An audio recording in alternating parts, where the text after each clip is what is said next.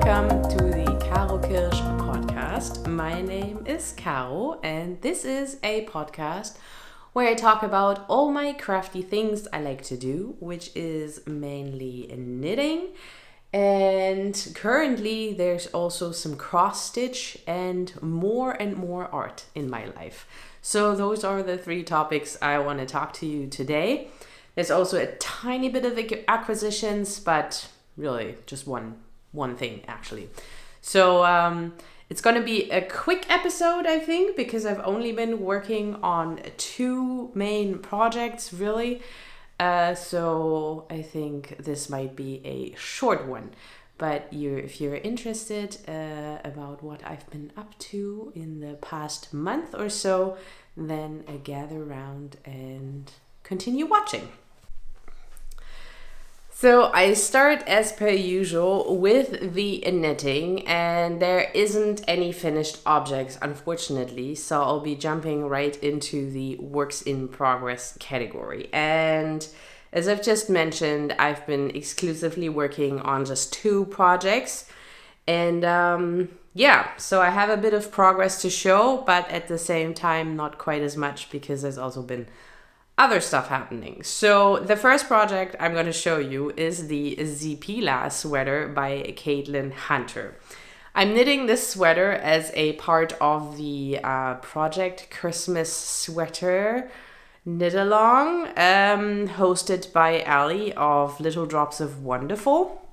And she decided to give herself plenty of time to knit a colorwork sweater that she's planning on wearing for Christmas. The design I chose is not on the nose Christmas necessarily, but it's certainly gonna be a winter cold weather sweater because I'm holding two yarns together, and since it's a color work and for sections I'm even knitting three colors at once, it's certainly a thick project. So let me show you where I am on this project. I am done with the color work, and taking this out of the project bag, I'm really in love with this again. I guess I can already tell you it's been languishing a little bit because I got a bit discouraged. But maybe let's tell you the good things first, or generally what I did. So I stuck to the pattern pretty much to the T. The only thing is I was so excited to cast on that I did not read that you start with a contrast color. So I started with a main color, and then I had to kind of make up this stripe, this zigzag stripe here, to then still keep my dark blue as my background color, which was the plan, because otherwise this would have just been beige up here. But I don't think it looks terrible or anything. Looking back on this now, I wish I would have done this in the red, because I think that would have added to the pattern. But I'm not gonna rip it back to reknit that. So that's that. The design is just using two colors, so I did decide to substitute this shape here with the red, which also meant that I had 4 stretches. I had to knit with 3 strands at the same time. I think within all of this, there was just one row where I only had 2 colors to knit with. So needless to say, that was a little bit challenging, and not something I would advise a beginner stranded color work knitter to try, because at least I find that quite challenging. So the way I did it was, because the way I knit 2 color stranded knitting is just I keep both colors in one hand. I mean, in this hand, I have the one color over this finger and the other one over this finger. And so the third color I was actually holding, is that English style? So I was throwing that color, which is fine, but it's always a bit of a pain with catching the floats. And there's definitely big distances here where you have to catch your float once. So it was just a little bit painstakingly, because you always had to catch the float. That was a main issue, actually. It was catching the float. It was not so much the throwing. That's actually fairly easy. But yeah, catching the float while throwing, I have not really seen a very good way of doing that yet. If anybody knows of like a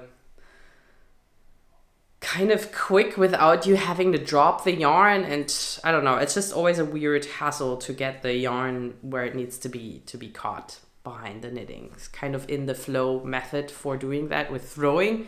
I'd be very happy to hear, because that would make things easier in the future, especially if I'm planning on doing more 3-color stranded.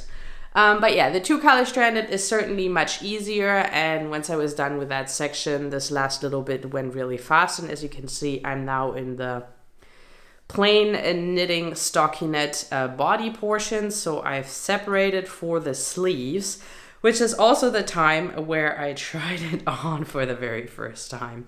And here comes the caveat. I think it's too big. But I don't think I want to redo this, and just holding it on now, it doesn't seem like it's going too far back, so maybe it's fine. It just always looks so massive. But maybe that's okay. Maybe that's okay for a winter sweater. I could just wear this outside over top of another sweater, maybe on a nice sunny day as an outside layer. We'll see. But I don't think I want to go back and re-knit the whole thing. But that's the reason why I've not continued further on this. I think I've been at this point probably a week after the last podcast went live, and yeah, I haven't touched it since because I got a little bit discouraged. But maybe I have to try it on again and re-evaluate and either continue knitting or bite the bullet and go back and check out, I don't know, 4 or 5 repeats of the color work there. But yeah, it's so nice. I want to have this. This is going to be such a nice sweater. It's going to be super warm. But that's actually another thing.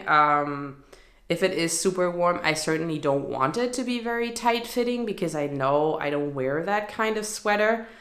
Because then I just get overheated super, super fast. So maybe it's good that it is loose. I think, yeah, I'll just have to try it on again and decide. Make a decision. That's what I need to do. And then just continue either backwards or forwards. But yeah, let me tell you about the yarns that go in here. So as you can see, it's 3 colors that go into this sweater. But each color consists of 2 strands. So I'm holding a fluffy kind of yarn together with a non-fluffy kind of yarn, just a standard wool yarn, really. And let me tell you about the combinations. So the blue, which I'm working on with at the moment, is Hold Super Soft in the Vintage Heather, which is my favorite color out of the Hold Super Soft line, at least as of this current moment. I obviously have not tried them all in person. And I'm holding it together with a Cumulus by Fiber Spades, and this is the Onyx colorway. It's blowing out a little bit. This is a bit more true to the actual color. And yeah, I originally got this as the collar yarn for my Big Cozy cardigan from Andrea Maury that I'm knitting on as well. But the color is totally different from what I thought it would be. And yeah, I'm happy I found a project so quickly to actually use this yarn. I'm not sure if it's actually going to be enough for this sweater. I might have to order an extra skein. But for now, I'm still good. I still have 2, or is it just 1? Oh, is it just 1? Well, then I certainly don't have enough. How did I already knit up 2 balls of this? I don't believe this. I feel like there's one more kicking around somewhere. Anyways, so this is this yarn. The beige is also 2 yarns held together, and the non-fluff yarn is a 100% wool JC Rennie, also super soft, this is called. And this is the Putty colorway, which is just a very, very light, warm beige. And I'm holding this together with Lang Alpaca Super Light in the colorway 749, I believe. this is. And this is mainly alpaca.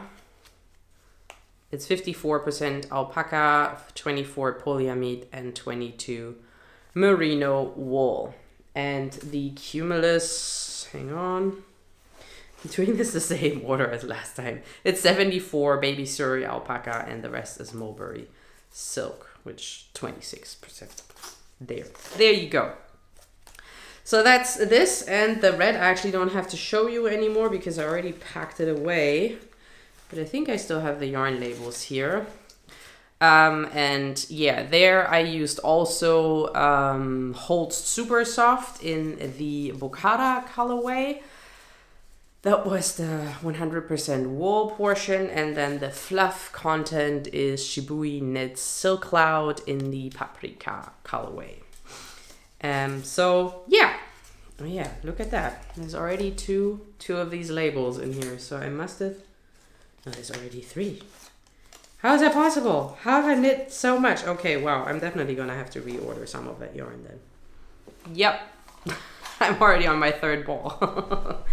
And now comes the big body section. So yes, I'll for sure have to order some more yarn there. I'm surprised by that. Okay, so, but that is my Sipila by Caitlin Hunter, and yeah, I love this project, but again, I kind of stopped knitting on it because I was fearful it turns out way too big, but thinking about this, talking about this is the good thing about the podcast, yeah? I mentioned this before, you just kind of revisit your project from a little bit of a distance vantage point, I feel like. And yeah, sometimes it helps you make decisions. So I can highly recommend doing a podcast just for that. But yeah, so I'll for sure continue on this since I don't really have that many projects anyways. But yeah, decisions have to be made. Decisions have to be made. Is that correct? I don't know. Sorry, English is not my first language. But the second project I'm working on is the, I think I'm mid-row again. Oh, great podcaster, Caro. Is the big Cosy Cardigan by Andrea Mowry. Yes, I am mid-row. I'm sorry. This is kind of my whenever I have a minute kind of project because it is so nice and easygoing. So I'm just going to show you like this, a little bit awkward. And yeah, as you can see, I actually made quite a bit of progress on this. This is very, very easy. Let me see if I can show you the texture. So this is the side I'm actually planning on putting on the outside, even though Andrea Mowry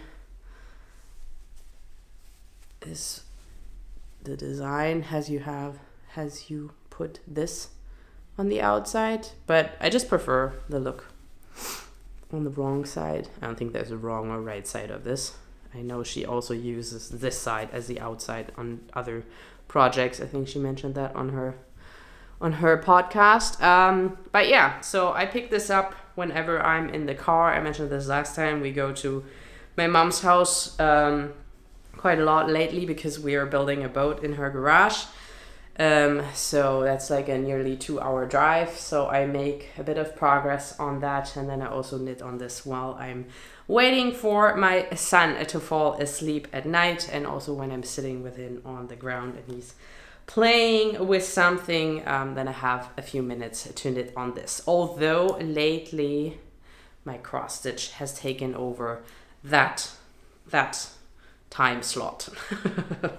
So yeah, I actually have not checked the pattern in forever, but I think I still have way more to go. You're basically just knitting a very big rectangle that you then sew up in a fancy way and add sleeves to it to create the big Cosy Cardi. But I'm not there yet. Maybe I should check the pattern, not that I'm just going way too far, but I don't think I'm anywhere near to how far I need to knit on this project. The yarn, sorry, did not talk about the yarn yet. Let me grab a ball. Let me show you on the cake. There we have one.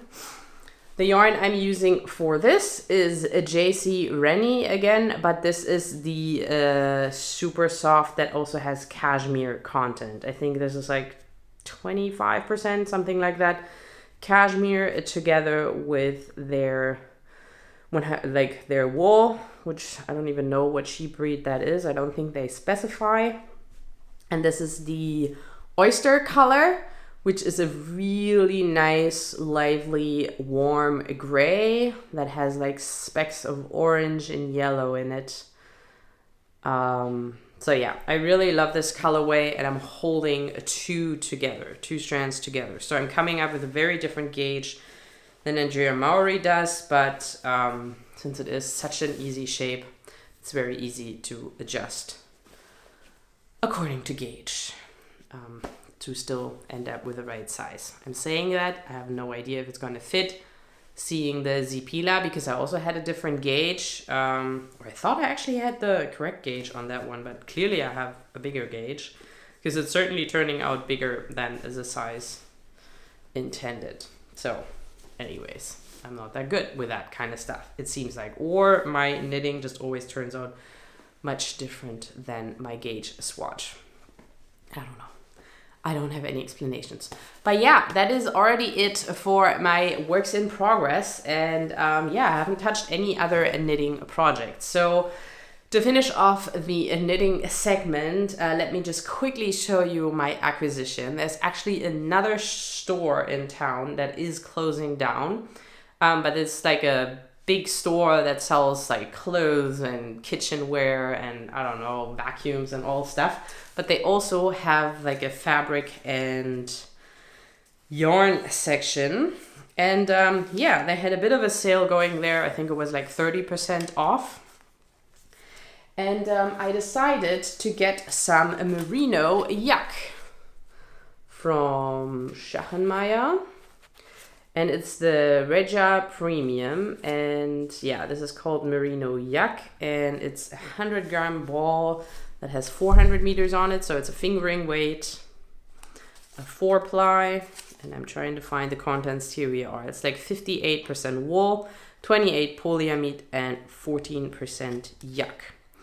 And yeah, I think it has a really nice look to it. It's kind of heathered. It's like in a charcoal gray, but a warm charcoal. It's a very warm charcoal. And I would have gotten 4 balls, but when I was in the store to get this, I actually had no credit card because I had to cancel it because somebody got my info. So yeah, I had no credit card, so I only had a bit of cash, and I only had enough cash to buy 3. So I got 3. I would have gotten 4 because my plan with this is to knit a cardigan, a very thin cardigan. I have a favorite cardigan in my wardrobe that I've had for years and years and years, and it looks that way. Like it's full of holes and I can only wear it at home now. But I really like that as like a light summer cardigan because it was very thin. So I always had the intention to knit something similar with fingering weight yarn in the hopes I can create, yeah, like a similar fit, similar look cardigan. I mean, that cardigan is like a light gray. This clearly is not a light gray, but I don't think a different color is gonna hurt. So yeah, I'm trying to recreate that, and I thought this yarn might be good to do that. So yeah, we'll see. I might be okay with 3 balls too because it's fingering weight, so it's gonna last for a while. But I don't know. Does it even say on here? Sometimes it says, oh yeah, size 40 sweater, 500 grams even.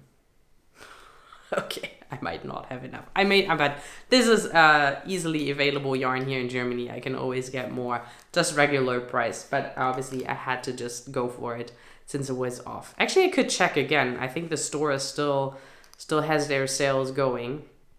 So I could see if there's still, but there was 1 more. I would have gotten that 1 more. There's certainly not 5. But anyways, I'm just rambling at this point. So that came into my possession. So the last segment I wanted to talk about was the cross stitch segment. So let's talk about cross stitch.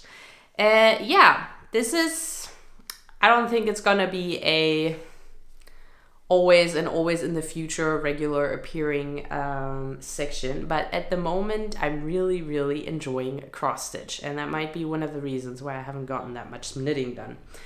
Because I was showing you one project that I started last time, and I actually finished that. So I do have a finished object, but it is a cross stitch finished object. So this is it. This is the Poisonous Plants cross stitch pattern by the Witchy Stitcher.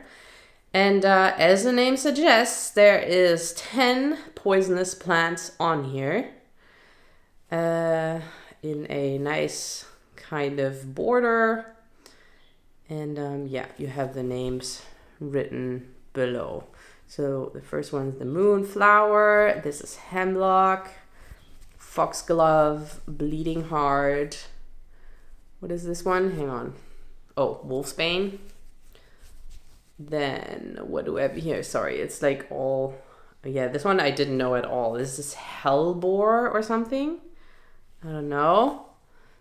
This one is the Death Cap Mushroom, which I really like. I don't know if it goes with all the other plants, because it's the only mushroom in there, but I still think it looks pretty cute. Then, what do we have here? Oh yeah, European Yew. Sorry, I always have to... Deadly Nightshade and Oleander. So, yeah. I was stitching away at this. It does take quite a while, though. I mean, I was stitching on this for a while. Not just while I was watching my kid, but also sometimes in the evenings. I have to admit to my shame, I wasn't knitting. I was doing cross stitch. Oh no! But yeah, I don't know. I was just getting a kick out of it. I don't know if people show their backside, but my back looks pretty awful. I don't know if you can get this tidier. Probably. There's probably people out there where you can probably just switch it around either way and it looks super nice. But that's not me. But I don't really care because I already decided that I want to make a project bag with this. I even actually picked out some of my old jeans fabric to go with this. But I still need for the back side of this, because I'm definitely not going to do this again. I don't think this is going to take way too long otherwise. So yeah, I still need some kind of quilting fabric or something that goes with this. And I feel like something green would need to go with this. And as you would expect, my stash consists more of bluish thing. And there's like absolutely no blue in this. So I feel like I cannot really pair a blue fabric with this. So I don't know, either I have to buy something or I'll just wait until something falls into my lap. Or, I don't know, I do stitch another one of this to have that for the backside, but that's going to be my last resort. But what I was going to say on the back of this, I'm just going to put some of this, I don't know what this is called in English, that you iron on. It makes it stiff, which is nice anyways. I like to do that for my project bags, that they stay open and kind of upright. So yeah, and that'll just hide and lock in my ugly back side, and it'll lock in the stitches too, because obviously the front will get a bit of wear if I didn't do such a great job with my little knots to tie in the thread there. Then maybe the glue of the iron-on stuff will hold it if the knot fails. So yes, I got myself a bit more of that. I actually also got a bit more of white, because you can always need that, use that. And yeah, not that I'm sewing that much. Oh yeah, speaking of sewing, I actually have a big sewing project coming up, which I'm not sure if I'm going to be able to tell. I'm a show. I think I'll try, but I always forget. But I'll try to take a picture of it. Because the cook at our daycare, she's going into, what's it called? It's not pension. Retirement. That's the word. She's going into retirement by the end of this school year. And I'm part of the parent I don't know what's that called. You know, there's a bunch of parents that kind of speak for the group of parents. If other parents have problems, they come to us with their problem, and then we speak for them to whatever the head of the kindergarten. And yeah, so it also falls to us to organize like presents for leaving members. And there's actually 2 people leaving. It's the head of daycare and then also the cook that's leaving. And we decided for the cook to make,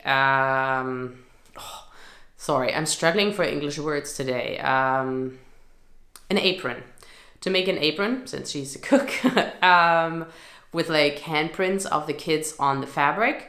And I volunteered to sew that one. The thing is, one apron turned all of a sudden into 3 aprons because she has 2, another English word I'm struggling for, grandkids. Why? It's not a hard word. So yeah, she has 2 grandkids, so we thought it would be cute to add 2 kid-size aprons as well.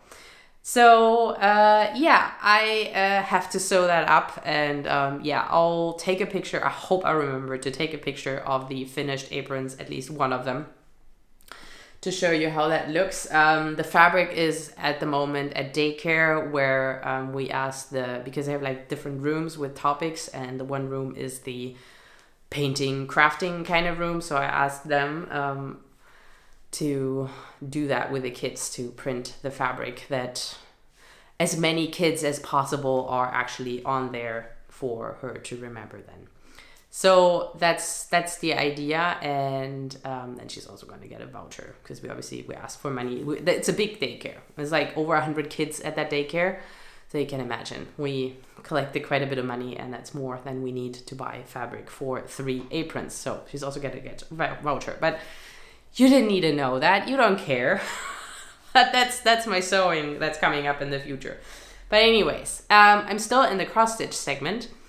And yeah, I was so into the whole cross stitch thing that I started the second pattern that I got from the Witchy Stitcher, which is the Vintage Carousel, I think it's just called. Or is it Vintage Halloween Carousel? Yeah, the Vintage Halloween Carousel.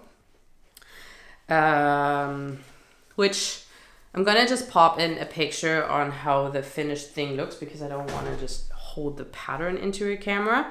But yeah, here are the threads, and I think, yes, you can say it, the color scheme is gonna be awesome on this. I really like how this looks together.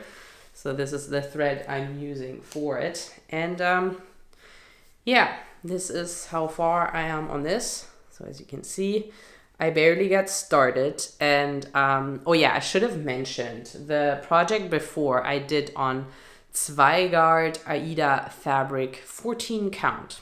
I hope that's all the info people need. Hope there's not big cross stitchers out there. But yeah, that's the fabric I got. And this one, I have no idea what this is. I think I got it at a cross stitching store, but in the end, it's just a normal linen fabric. And hang on, let me just show you the other one for all the other people like me out there who did not know about this. So this is how this fabric looks like. I don't know, but if you can see, but it's very easy to see the holes where you're supposed to cross stitch into, you know? Yeah, like, so yeah, this is really easy to cross stitch on because it's a very regular fabric. And again, like the holes for where you're supposed to go in are very obvious. This is more a just regular fabric. This is like a grayish linen, like a warm gray again. I'm all about the warm grays. So this is much harder to count. So I think this turns out smaller too. And yeah, there is way more potential for making errors on this. I already noticed. I already did a mistake, which actually wasn't accounting, like I didn't stitch wrong in the count. I counted wrong on the pattern. So that was a mistake there. It didn't have anything to do with the fabric. But I was thinking of maybe putting like a little background cross thing on there to count out like always 10 10 crosses that I don't mess up. Because since this isn't like an all over color, you might, whatever, I could make a mistake here counting and then stitch something here and then they meet and all of a sudden they don't meet up because I made a mistake somewhere. So the potential for that is just higher on this, as I've noticed. So I've been thinking of making a grid, that was a word, to help me count out where I need to stitch. But yeah, other than that, this is still fun. I'm still enjoying this. You can sort of see a horse emerge here. It's like the center horse. You always start in the middle with these cross stitch patterns, and I'm not really following any particular, I'm just stitching on whatever I feel like, you know. I just take out a long thread of black and then I just try to get all the black stitches in. I know there's people who just kind of, yeah, like stitch square by square, but I always feel like I want to use up all the thread. I don't want to have all that waste. So that's how I'm doing it. But this might also be a reason why I might be mistake prone. Anyways, so yeah, vintage Halloween Carousel. Really excited for this. The plan with this also is making a project bag. Since this is a little bit more long and narrow, I thought this would be then a perfect sock project bag. And I think once I'm done with this, I mean, I do have another cross stitch pattern that I got at the very start of my rabbit hole that is cross stitch. I also got a third pattern, but I'm not that keen on doing that. So maybe after I'm done with this, I stop with this again. We'll see. No promises in either direction. I'm not even sure if I'm going to finish this because it's not quite as easy as the other one was, but it still is fun. So for now, I'm planning on continuing this. But yeah, so that was the cross stitch segment, and I guess now I'm just gonna talk a little bit. Like, I don't think I'm gonna make it a proper segment. I just want to talk about the art bit because, as I've mentioned last time, I did sign up for art school. So now I'm officially an art student. Yay! But I already fell behind quite a bit. And in the beginning, I knew that was going to happen because the first 2 weeks of the program, and it's going week by week, you know, it's like separated into weeks where you have like different assignments. And then once you're done with that week, you move on. Or they actually say you should just go and then whatever week you're on, do the material of that particular week. And then they have breaks built into it and then kind of catch up with the things you didn't manage to do in those breaks. But I already know I'm going to fall very far behind once I'm going to start working again. So I don't really want to try to stay on this weekly schedule and then in the end have to kind of catch up of half of the content of every week. So I'm just going to do it week by week, however long it's going to take me. But anyways, I was hoping that at least in the beginning, I would kind of stay on track with the weekly schedule. I even I put it into Microsoft To Do where you can put like deadlines and all that stuff. But yeah, I'm falling behind. And the first 2 weeks I knew because the first week was like the week running up to Easter. So I knew I had to do like presents and wrapping and whatnot. And we were away for that weekend. The second week was even worse because that was the week running up to my daughter's birthday then. And we invited kids for the very first time. So that was a whole new anxiety thing for me. Next to the preparation and presents, I was just like, I'm gonna have 6 screaming kids in my apartment, and it was as bad as I thought it would be. I mean, I think the kids had fun and all. I think it went well, but Jesus Christ, he could have just thrown me into the garbage like the whole day after. I think I was just like a zombie running around. I don't know. It took a lot out of me. So yes, and apparently it also took a lot out of my daughter because then she was just sick. I think she was kind of starting to get sick before actually. And we were like, oh no, please don't be sick for your birthday. But I guess like adrenaline and everything just like kind of canceled out all the virus or germs or I don't know. So she was fit on her birthday. And actually also the day after, because then they were celebrating the birthday at daycare, because she had a birthday on Sunday. So they always celebrate the birthday in daycare as well. So she was fine on Sunday, Monday. But then on Tuesday, she crashed and she was totally sick. And she was sick for a whole week, like even longer than that. And usually she gets over things like within 2-3 days. So having her home for a freaking whole week, you can imagine I didn't get that much done either.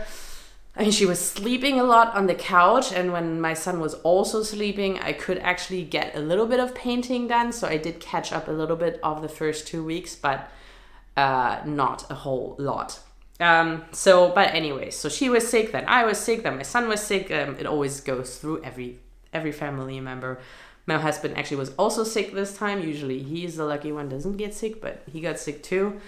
So yeah, there's just not a whole lot of time. So I think technically I should be on week 6 right now, but I'm just done week 2, like completely done. I'm like mid-week 3 now in the program, which is fine. I mean, it's already like halfway back. I mean, again, I thought I could actually make some time good during this time. Now I'm already playing major catch-up, but I'm hoping, fingers crossed, that life doesn't get in the way again, that I'm actually now going to be able to move forward. I also had to figure out a lot with drying times. So let me tell you about the program a little bit more. So the first segment that I'm in right now is all about drawing and oil painting. And drawing, yes, good. I've been doing that before. I've done actually a lot of sketching and stuff in my teen years. But oil painting, even though I did that also as I was a teen, for me, it's a new medium, really. I'm learning a lot with oils, and one big thing I'm learning with it is like drying times. I mean, everybody knows that about oil paints. They take forever to dry, which is a struggle when you're trying to finish a whole painting that's like worked in 3 layers, to get it done within a week. If one layer basically needs to dry for at least 3 or 4 days if you don't do anything with the paint. So you obviously have to add like medium. There's like fast drying medium and stuff that you can buy for your paints to make it dry faster. And that's where my first big struggle was, because I decided to go with water soluble oils and not normal oil colors, which you use then solvent to paint with and to like clean your brushes and everything. I could not just follow what they told me. Obviously they tell you what to do with your paints so they dry quicker. I mean, it depends a bit on your climate, right? If you're in a moist, humid climate, it's gonna take longer to dry if you're like living in whatever Arizona desert country. So there's obviously a little bit of wiggle room that you just have to figure out for yourself. But yeah, I couldn't just take their solvent gel kit mixture and put that into my paints, because I'm using water solubles and that doesn't work. You need to get water soluble oil paint specific media, and you don't use solvent. And that was actually my biggest issue. Because the solvent basically acts as the water with oil paint, right? You use a solvent to rinse out your brushes. But you can also use it to dilute your paints and just paint with it. And now you could think, and that's what I thought in the beginning too, okay, well, I just substitute water with a solvent because I use water to clean my brushes. So I could technically also use the water to dilute the paints and paint with it. But that apparently you cannot do. Or you should not do. I don't know exactly why. I don't think you guys care why. But yeah, so I could not just substitute water, and that threw me in for a bit of a loop. So I had to experiment a lot. I think I have it down now. I actually ended up getting a solvent, but I had to do a lot of research on that to see if I could use that and it's safe. I mean, that's the main thing, you know. I have a little baby crawling around, and the whole problem with solvents is that the fumes, even though they're not like, they are harmful. That's the thing. I mean, they're okay if you just open the windows and work in a ventilated area and stuff, but they are technically harmful if you breathe them in, or if you breathe too much of them in. I mean, it's not that terrible. I mean, there's a lot of oil painters out there that are they breathe in those fumes and that are fine. But it's just not something I wanted to do. And the thing is, they sink to the ground. So that's where they're at. Actually, as a painter, if you're standing and I'm standing while I'm painting, I'm fine because the fumes just sink to the ground. But my baby crawls on the floor, so he'll be like right into those fumes. So I really didn't want to do that. But I didn't end up getting a little bit of that stuff. And I'm also only having like a tiny little jar of it, and it's not always open. It's only open when I actually use it to dilute my paint. So I'm using that to just do the sections where I need to dilute my paint. So I'm not always having it open, but I did not really find a way around the solvents entirely. And they do like a lot of glazes and stuff, and there's glazing mediums and I don't know. I'm rambling. I'm sorry. I'm probably going to cut out most of this. Long story short, there was just a lot of figuring out that I needed to do. And I think I've got it down though. I actually started a painting last night, and it seems to be mainly dry already. So that's the goal, that those first layers that we're doing, because yeah, you always work in layers, like at least 3. So the first 2 layers, I mean, the last layer doesn't really matter. You know, that painting there that you can see on here, there. The last layer is probably still not dry, and I did that longer ago than I did my other painting that you can't see right now. It's out of frame. But I didn't add any medium there, so that doesn't matter. This can take its time to dry because it's done. But yeah, I need that painting to be dry. And if I could paint on this tonight, that would be awesome. Because then because they have the schedule, this should be dry the next day. So if I figured out my stuff for that, that would be good. I've been very generous with this weird fast drying medium. So fingers crossed. Fingers crossed it's dry tonight, then I can actually continue on this. Otherwise, I need to do a charcoal drawing, and that's another thing. I got stuck on a charcoal drawing. That's also another reason why I'm a little bit behind, where I was procrastinating on for a few nights where I technically would have had time to continue on this program. Still life and charcoal seems to be my nemesis for now, which makes me really terrified for the next week, because that's still life.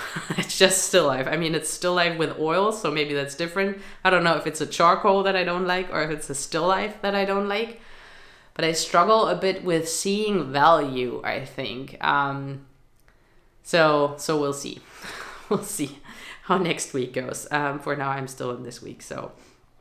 But there is one still life painting that I need to do. But I decided to just kind of skip over this, finish the other tasks that are in this week. There's also a charcoal portrait that I need to paint, draw. What do you do with charcoal? I think you draw with charcoal.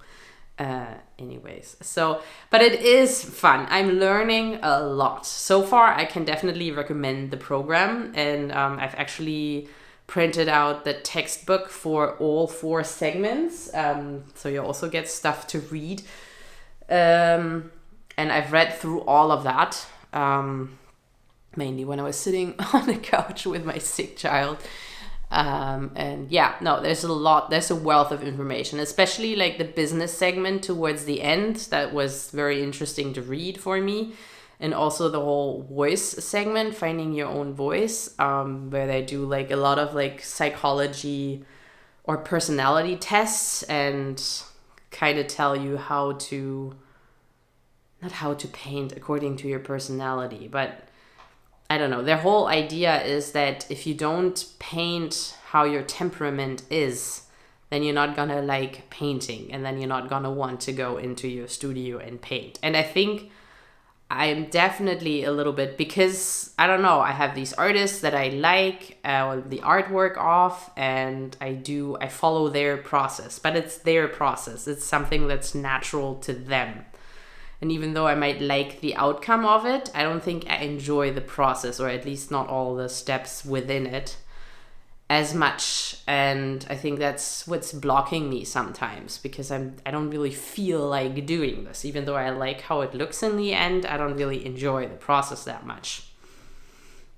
So that's certainly something that I'm starting to think about and try to really evaluate. What do I actually enjoy of this, and what do I just like the look of? And yeah, they have you go into detail with all that. So yeah, I'm excited for that segment for sure. But for now, I have to work my way through the baseline studies, which I'm doing. I'm back on it now. We'll see if I'm gonna get back on track.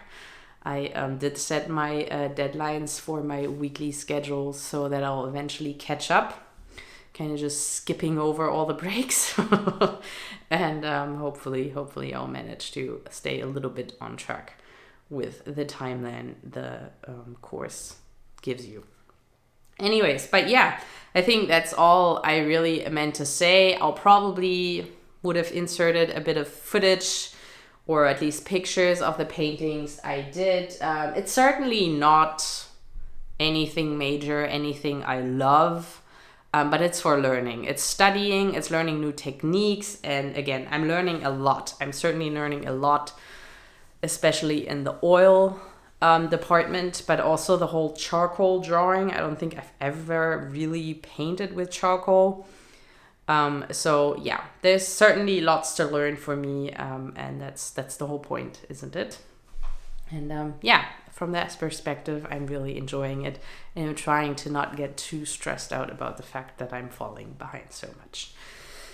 That's just something I knew that going in, but it's stressing me out nonetheless. It's not good. It's not good. Okay, but enough rambling. I hope you enjoyed this week's episode. We'll see how this goes going on. I feel like I'm definitely turning back to the monogamous knitter type that I used to be before I started podcasting. It's always nice for the podcast to have like multiple projects to show.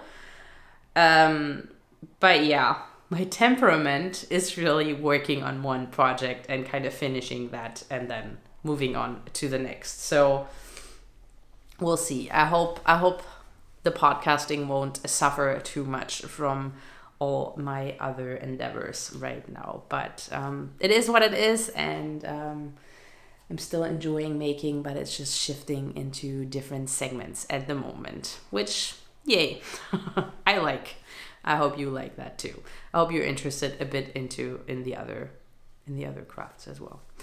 Anyways, so thank you so much for watching, and yeah, I hope you have a productive month ahead, and I'll try to check. Oh yeah, I forgot to say that I'm gonna be on vacation in June, which is actually one reason why I also wanted to do a podcast now. I mean, it's been time for it anyways, but I thought it would be really nice to have one before we go to Norway. We're going to Norway in the summer or in June, and I really hope it's going to be nice. I mean, we've had a few days with like 20 degrees now, and it's also warming up in Norway, but Norway's a little bit behind Germany weather-wise.